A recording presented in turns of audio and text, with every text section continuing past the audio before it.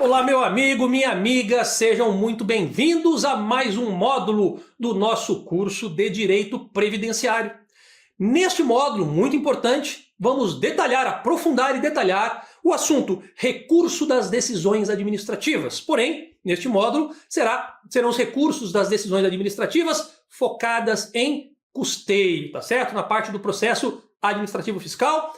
E temos ela dividida em duas partes. Temos aqui, ó, bota para a tela, corta para a tela. Temos aqui a parte 1, né? Como o assunto é extenso, eu dividi em duas partes. A parte do recurso das decisões administrativas, processo administrativo em matéria previdenciária, processo este relativo ao custeio previdenciário. Então nós teremos parte 1 e parte 2 do assunto custeio previdenciário. E depois estudaremos o recurso das decisões administrativas relativo ao benefício previdenciário, que também será dividido em parte 1 e parte 2, tá bom? Então vamos iniciar esse estudo detalhadamente, corta para a tela e vamos lá, olha só.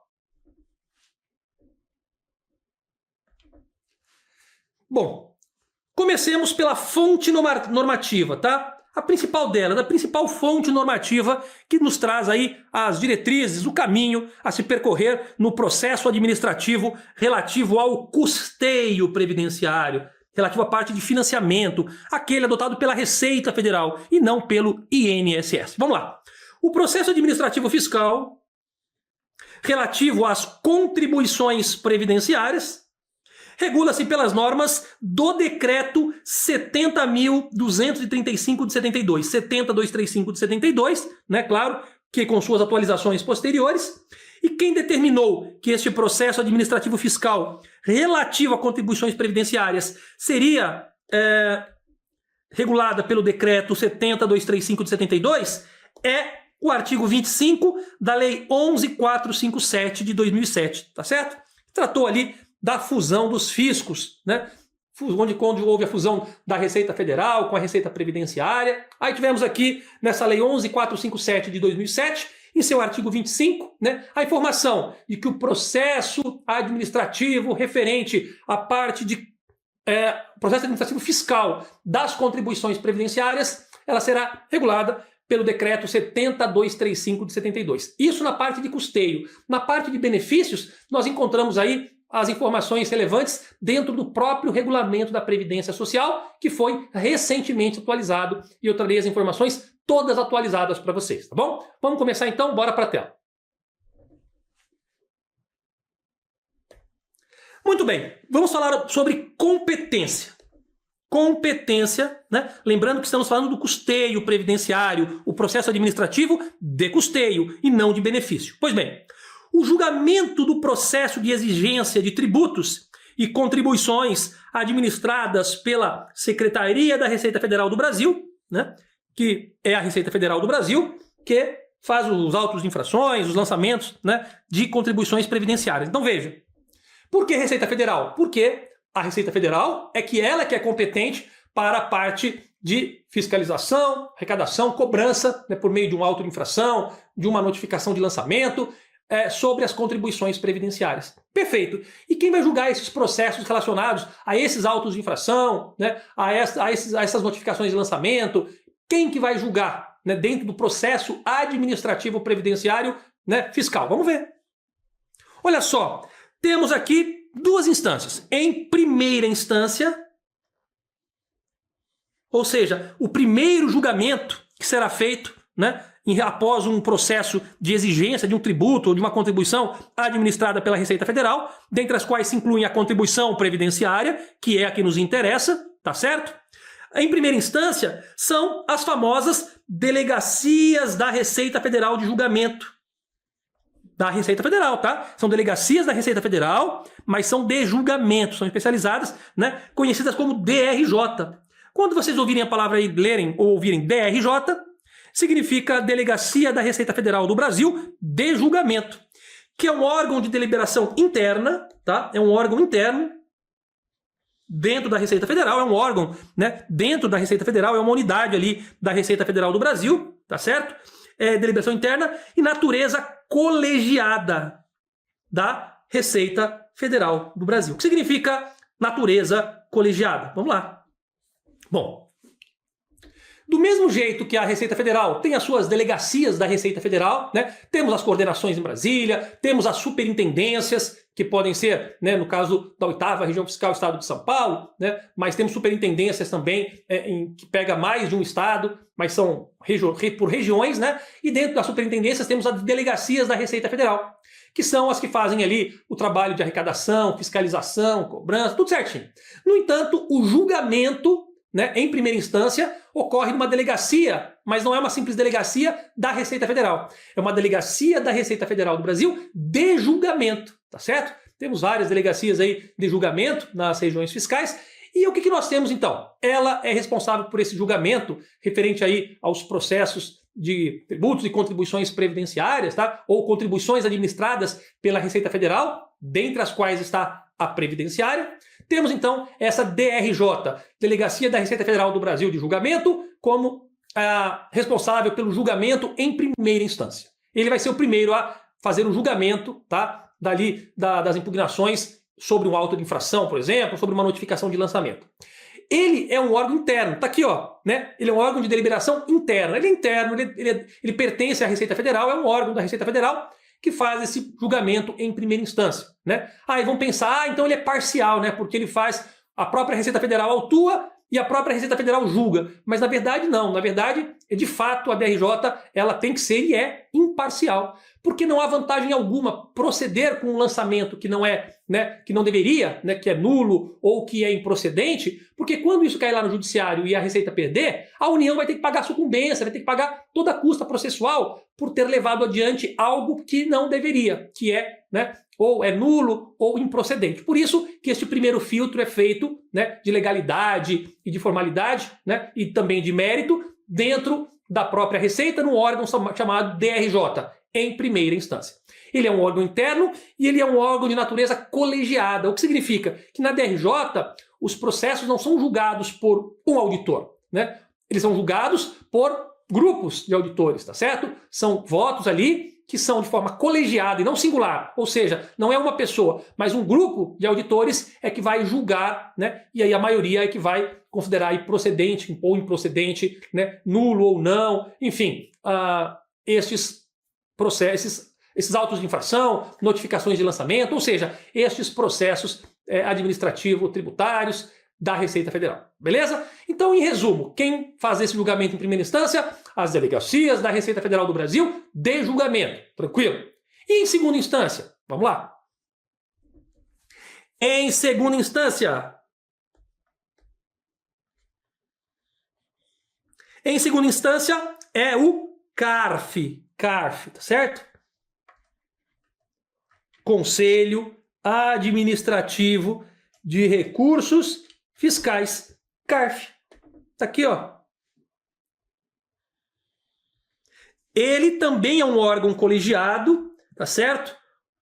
Ou seja, ele é um órgão colegiado por quê? Porque a decisão não é singular, é por um grupo de julgadores, é paritário, ou seja, com representantes em igual quantidade do fisco e do contribuinte, tá certo? Ele pertence à estrutura do Ministério da Economia, pois é, né? O CARF, ele pertence à estrutura, ele é ligado diretamente ao Ministério da Economia, tá certo? E ele tem a atribuição de julgar recursos de ofício e também recursos voluntários. Nós teremos aqui um tópico onde eu vou explicar em detalhes o que é recurso de ofício, o que é recurso voluntário, quando eles cabem, em que momento, qual o prazo, tudo isso para vocês. Mas ele vai julgar recursos de ofício e também recursos voluntários da decisão de primeira instância, da DRJ. Então vamos voltar aqui, ó. Então, dependendo do julgamento da DRJ, pode-se ter um recurso de ofício ou pode-se ter um recurso voluntário, né? Bem como recursos de natureza especial. Então, veja, primeira instância, quem faz o primeiro julgamento é a DRJ, né? Aí nós vamos ver que há situações em que haverá um recurso de ofício, ou seja, o próprio julgador irá diretamente recorrer da sua própria decisão para o CARF, e há aquele em que o contribuinte, quando o contribuinte perde, né, a decisão é desfavorável total ou parcialmente ao contribuinte, aí ele pode ingressar com um recurso voluntário, né, para que seja julgado em segunda instância pelo CARF, tá certo? Vamos ver que quando a própria DRJ ela der vitória ao contribuinte em valores muito elevados, ela tem que recorrer de ofício para que a segunda instância confirme a decisão, tá certo? E vamos ver que quando o contribuinte é quem perde, total ou parcialmente, aí, tem a decisão desfavorável, ele vai entrar com recurso voluntário, né? E também vai ser julgado na segunda instância no CARF, tá certo? E temos também, né? O CARF também ele vai trabalhar com recursos de natureza especial. Vamos ver tudo isso em detalhes aos poucos. Vamos montando esse quebra-cabeça e daqui a pouco o quebra-cabeça estará totalmente montado. Vamos seguir, olha só. Seguindo. Então já temos que memorizar que na primeira instância é DRJ, na segunda instância é o CARF. Beleza. Vamos falar do CARF. Ó, CARF. O CARF é o Conselho Administrativo de Recursos Fiscais, cuja sigla, portanto, é CARF. Ok. Ele será constituído por quê? Por seções. Então o CARF ele terá seções e ele tem uma Câmara Superior. Ó, superior, ele é acima, assim, é o máximo que o CARF pode chegar ali, que é uma Câmara Superior de Recursos Fiscais. Nós vamos ver o que essa Câmara Superior dentro do CARF tem competência para fazer já já, tá bom? Mas eu quero primeiro que vocês saibam que temos o CARF. Deixa eu apagar aqui. Temos o CARF. Imagina que essa bola aqui é o CARF. O CARF ele é constituído por seções. As seções estão dentro do CARF, né? Cada bola dessa aqui é uma seção. E as seções são especializadas por matéria. Ó, aqui trata da matéria 1, da matéria 2, da matéria 3, da matéria 4. Vamos supor que a contribuição previdenciária seja tratada aqui, ó. Beleza. E temos aí, dentro dessas seções, temos câmaras, ó. Cada seção dessa, que é especializada por assunto, é dividido em câmaras lá dentro. Tá certo? E estas câmaras, por sua vez, podem ser subdivididas em turmas. Enfim, vamos lá. Temos seções. Essas seções são especializadas por matéria. Gravem isso. Tá certo? E estas seções, elas são constituídas, né, por câmaras. As câmaras de julgamento. Tá certo? Então, as seções são especializadas e dentro delas a subdivisão por câmaras. Cada câmara ela é subdividida, poderá ser subdividida se for necessário, e em turmas. Simples assim. Então, o que nós temos? Nós temos o CARF. O CARF está aqui. O Conselho Administrativo de Recursos Fiscais ele é constituído por seções. Então temos as diversas seções do CARF. Cada seção, além da Câmara Superior, eu já falo dela já já. Vamos colocar a Câmara Superior de lado, coloque a Câmara Superior lá no pedestal, porque ele é o top das galáxias. Mas vamos, antes de chegar no top das galáxias, que é a Câmara Superior de Recursos Fiscais, né, vamos falar do CARF, primeiro das seções. Estas seções são especializadas por matéria. Então nós temos uma seção, por exemplo, que é especializada em contribuição previdenciária, uma que é especializada em imposto de renda, outra que é especializada, suponhamos, né, em tributos tributos aduaneiros, tá, relacionados ao comércio exterior, enfim. Então temos essas seções, né, que são especializadas por matéria. E dentro dessas seções existem as câmaras de julgamento. E essas câmaras de julgamento podem ser divididas em turmas. Então a turma ela está dentro da câmara, que está dentro da seção, que é especializada por matéria, que está dentro do CARF, tá certo? CARF, ó, vamos ver aqui, ó, CARF, depois vem a seção, tá ali, ó, seção, depois vem a câmara e depois vem a turma. Tranquilo? A turma está dentro da câmara, a câmara está dentro da seção e a seção está dentro do CARF. Simples assim, tá certo? Não se preocupem ainda e agora com a prática, se preocupem agora com a composição, tá? E aqui, com esse slide diagramado, você terá a oportunidade, ainda que não memorize imediatamente, você terá a oportunidade de imprimi-lo, né? E poder imprimi-lo ou consultá-lo periodicamente no seu computador, tablet, né? Notebook ou celular, para fazer revisões periódicas. E com essas revisões periódicas, o que neste momento é um conhecimento novo, ele tornar-se-á um conhecimento consolidado, retido e memorizado, tá bom? E com os exercícios profundamente fixado. Por ora, a informação está colocada para vocês. Vamos voltar para a tela. Então, recapitulando, o CARF, né, é constituído por seções e pela Câmara Superior, que está lá no pedestal aguardando para ser explicada. As seções são especializadas por matéria, então cada seção trata de matéria específica, e elas são subdivididas em câmaras. E as câmaras são subdivididas em turmas. Tranquilo? Simples assim. Vamos lá. Vou apagar essa baderna aqui. Depois vocês façam leiam com calma este slide, que tudo ficará muito claro caso vocês tenham tido alguma dúvida. Olha só. E a Câmara Superior de Recursos Fiscais? Por que essa Câmara Superior de Recursos Fiscais ela é superior? Por que ela é a top das galáxias, né? A top das galáxias.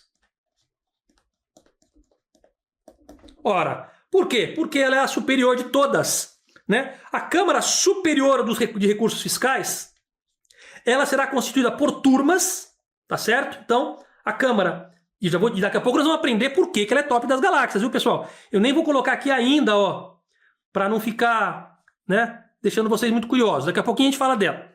Nós vamos adentrar em detalhes nela porque ela é top das galáxias, tá? Mas a Câmara Superior de Recursos Fiscais, CSRF, ela é constituída por turmas. E essas turmas são compostas pelos presidentes e pelos vice-presidentes das câmaras do CARF, tá certo? Nós vimos que o CARF tem câmaras, né?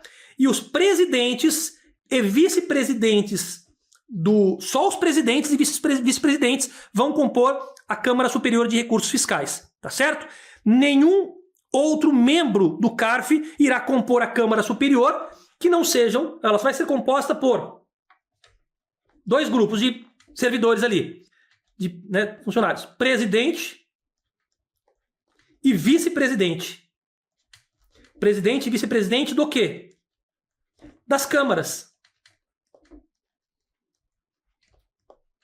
Das câmaras do CARF. Então vejam, a Câmara Superior de Recursos Fiscais, ela é tão relevante, tão importante, que os membros dela, né, os membros de suas turmas, né, ela é composta por turmas, essa Câmara Superior de Recursos Fiscais é composta por turmas, né, e os presidentes e vice-presidentes das suas turmas serão, né, aliás, eles serão compostos, perdão, a Câmara Superior, as suas turmas, não o presidente e vice-presidente, todos os membros de suas turmas serão compostos aí por apenas e tão somente os presidentes e vice-presidentes das câmaras do CARF, que nós aprendemos aí no slide anterior, né? Então, as câmaras dos CARFs têm presidente e vice-presidente. Este presidente e vice-presidente, e apenas estes presidentes e vice-presidentes, somente eles integrarão esta Câmara Superior, porque ele é tão importante, mas tão importante, que nem os membros do CARF irão compor esta Câmara, exceto os que exerçam cargo de presidente e vice-presidente de Câmara, tá certo? Aí eles é que serão, né, os membros das turmas da Câmara Superior. Repito, os membros da Câmara Superior de Recursos Fiscais serão apenas os presidentes e vice-presidentes das câmaras lá do CARF, tá certo? Vamos seguir. Muito bem. E temos também turmas especiais temporárias previstas na legislação, tá certo? Olha só, o ministro de Estado da Economia, né, o ministro da Economia, poderá, não é obrigado, mas poderá, se assim desejar, ele poderá criar nas sessões, onde ele vai criar? Nas sessões. Ele pode, dentro destas sessões, criar turmas especiais, ó. Tá? E essas turmas especiais terão um caráter temporário. Isso é importante vocês saberem. Tá? Com competência para julgamento de processos que envolvam valores reduzidos. Às vezes o valor é tão baixo, tem tantos processos de valor baixo, que não compensa, olha só. Às vezes são muitos processos com valores tão irrelevantes que não compensa demandar ali a mão de obra, né, das turmas convencionais, né? Então, pode-se criar turmas especiais para dar vazão para essas bobagens, para esses processinhos de merreca, né? Porque às vezes são muitos processos com valor muito baixo e acabam impedindo ali, atrasando julgamentos bilionários. Então, às vezes, os valores ali de 50, 100, 200, 500 reais podem atrasar julgamentos bilionários. Então, poderá o ministro da Economia criar turmas especiais temporárias para julgamento de processos que envolvam valores reduzidos. E voltamos para a tela. Olha só, que poderão funcionar nas cidades onde estão localizadas as superintendências regionais da Receita Federal do Brasil. Pois é, apenas algumas cidades ficam as sedes das superintendências, né? As superintendências, elas têm abrangência regional, tá certo? Mas em que pese ter abrangência regional, que pode ser um estado ou pode ser mais de um estado, estas superintendências têm abrangência regional, dependendo, né, do porte do estado. São Paulo, por exemplo, tem uma, né? Estas superintendências regionais, onde elas estão localizadas, poderão ser, então, fixadas estas turmas especiais, né, turmas especiais de caráter temporário. E por que o ministro da Economia, repito, iria criar turmas especiais de caráter temporário? É tipo uma força-tarefa para que essa turma especial temporária dê vazão aos muitos processos de valores baixos, de valores reduzidos, tá certo? Cujo valor há de ser definido, né, oportunamente, de acordo com a conveniência e oportunidade, tá certo? Dentro, claro, né, da norma prevista. Vamos seguir então? Vem comigo. Muito bem. Vamos falar agora da composição das turmas, tá? Aqui da Câmara Superior de Recursos Fiscais. Nós falamos que a Câmara Superior de Recursos Fiscais, ela é composta por turmas. Lembram? Falei para vocês, ó, a Câmara Superior de Recursos Fiscais, ela é composta por turmas. E essas turmas são todas elas compostas apenas pelos presidentes e vice-presidentes das câmaras, lembram? Beleza. Segue o fio. Muito bem. Aí, ó, olha só. Então, as turmas da CSRF, Câmara Superior de Recursos Fiscais, serão constituídas pelo presidente do Conselho Administrativo de Recursos Fiscais. Então, o presidente do CARF, né, eu até vou marcar em vermelho aqui. O presidente do próprio CARF vai fazer parte desta turma, né? E será composto também pelo vice-presidente do CARF, vice-presidente do CARF. Então, o presidente do CARF vai fazer parte, o vice-presidente do CARF vai fazer parte, e também os presidentes e vice-presidentes das câmaras, como nós já vimos, né? Respeitada a paridade. O que significa respeitada a paridade? Significa que mantendo-se a igualdade de membros entre os representantes do fisco e os representantes do contribuinte. Então, esta Câmara Superior, tá aqui, Câmara Superior de Recursos Fiscais, CSRF, ela será composta, nós sabemos, só por presidentes e vice-presidentes. Mas veja só, além do presidente e do vice-presidente das câmaras que poderão compor esta turma, que irão compor esta turma, o presidente geral do CARF e o vice-presidente geral do CARF também irão compor esta Câmara Superior de Recursos Fiscais. Então, repito, a Câmara Superior de Recursos Fiscais é composta pelo presidente geral do CARF, pelo vice-presidente geral do CARF e também pelos presidentes e vice-presidentes das câmaras do CARF. Beleza? Lembrando que deve-se respeitar a paridade. E o que significa paridade? A igualdade de membros que representam o fisco e a igualdade em relação aos membros que representam os contribuintes. Tantos quanto sejam os membros representantes do fisco, tanto serão em igualdade de número os membros que representam o contribuinte. Todos eles que exercem cargos de presidente e vice-presidente das câmaras, além do presidente e vice-presidente geral do CARF, que também irão compor a Câmara Superior de Recursos Fiscais. Tranquilo? Vamos seguir.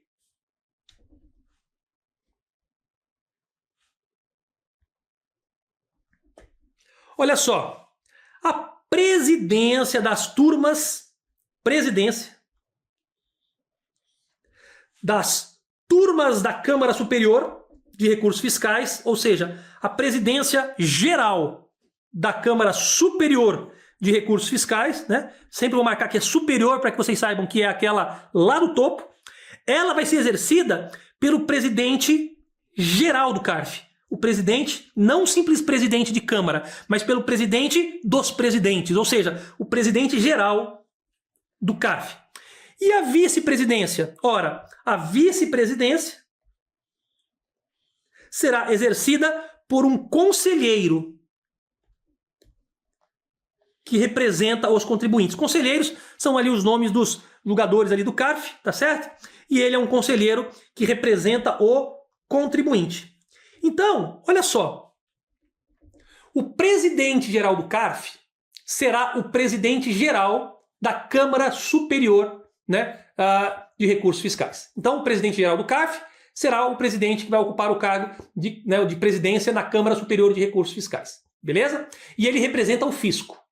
O vice-presidente, para tornar a coisa mais justa, ele vai ser um conselheiro que vai representar o contribuinte. Mas lembrando que esse conselheiro tem que ser, né, presidente ou vice-presidente lá das câmaras do CARF, porque não há nenhum membro na Câmara Superior de Recursos Fiscais que não seja presidente ou vice-presidente de Câmara ou presidente ou vice-presidente geral do CARF. Todos os membros, tá certo? Mas o que vai ser presidente da Câmara Superior é o presidente geral do CARF.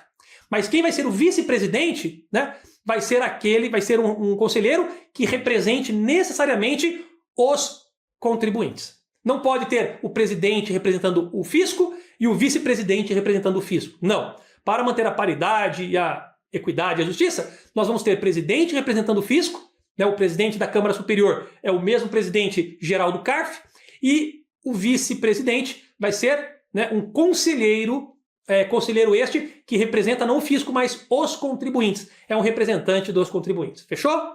Mamão com açúcar, melzinho na chupeta. Não se preocupe se não memorizar tudo durante a aula, porque esse não é o objetivo. O objetivo da aula não é fazer com que você memorize, retenha e consolide tudo. É dar a você o conhecimento do todo, para que você possa depois revisar, estudar e fixar, memorizando, consolidando e fixando cada uma das partes. Fechou? Vamos seguir. Vamos lá. Vamos falar agora sobre os representantes do fisco versus representantes dos contribuintes. Olha só. Os cargos de presidente das turmas da Câmara Superior, eu sempre vou destacar a palavra superior, para que vocês saibam que nós não estamos falando da parte normal do CARF, mas daquela parte superior. O cargo de presidente das turmas da Câmara Superior, né, de Recursos Fiscais, CSRF, bem como o presidente das câmaras, das suas turmas e das turmas especiais, todos eles, ó, presidente das turmas da Câmara Superior. Os presidentes das câmaras, das turmas normais, né, das suas turmas, das turmas especiais, ou seja, todos os presidentes ali do CARF, seja da Câmara Superior, seja das demais câmaras, das turmas e das turmas especiais, serão sempre ocupados por, primeiro, conselheiros. O nome daqueles que julgam no CARF é conselheiros, viu, pessoal?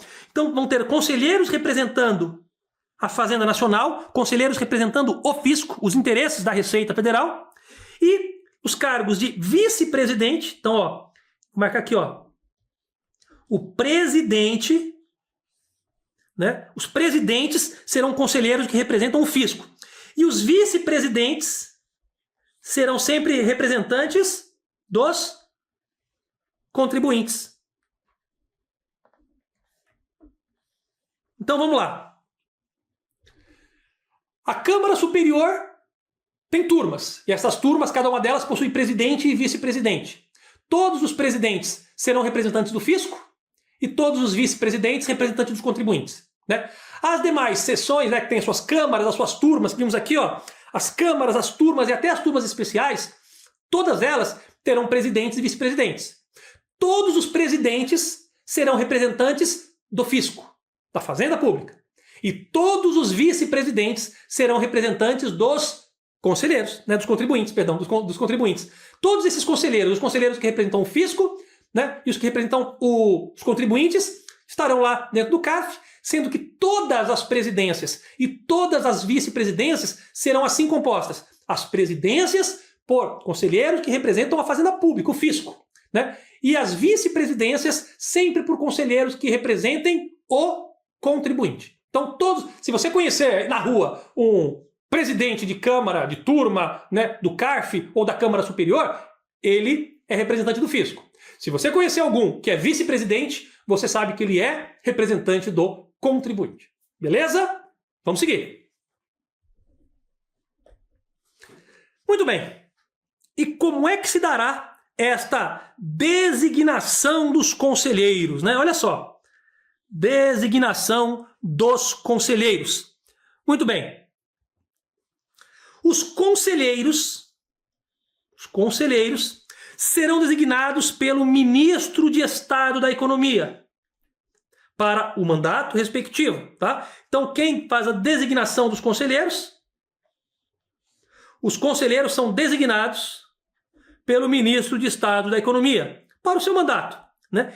E as suas reconduções deverão ser limitadas, não podem ter aí reconduções permanentes, né? E como é que será a limitação dessas reconduções? Ora, será na forma e no prazo estabelecido no regimento interno. Então, os conselheiros são designados por quem, né? Os conselheiros são designados pelo ministro da Economia, tá certo? E esses conselheiros não poderão se perpetuar ali no seu mandato. Eles deverão ter reconduções limitadas. E quem vai determinar quantas limitações, quantas reconduções serão permitidas é o regimento interno, tá, do CARF. Beleza? Bom, nós fechamos esse módulo a primeira parte do que eu tinha para trazer para vocês sobre informações sobre o processo administrativo de custeio previdenciário. Mas nós temos muito ainda o que estudar sobre este processo administrativo previdenciário, né, relacionado ao custeio previdenciário. Mas isso nós vamos ver no próximo módulo. Lembrando que este assunto, ele é um assunto muito cobrado em provas de direito previdenciário, tá? Não raramente vocês encontram em provas de direito previdenciário, inclusive do INSS, Receita Federal, tribunais regionais federais, tribunais regionais do trabalho, questões sobre procedimentos administrativos, recursos administrativos em matéria previdenciária, seja de custeio, seja de benefício, tá bom? Então a gente aprofunda o tema, né? Por quê? Porque a gente sabe que as questões vão sendo cobradas cada vez mais profundas, cada vez mais abrangentes, e esse é um assunto recorrente, por isso que eu quero que vocês saibam e saibam bem, tá bom? Quem quer trabalhar e estudar só na superfície do confortável, na zona de conforto,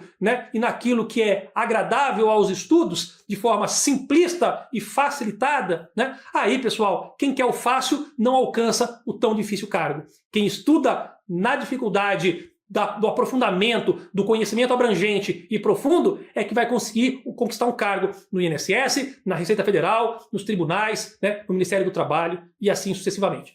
Um abraço e nos encontramos já no próximo módulo. Até lá!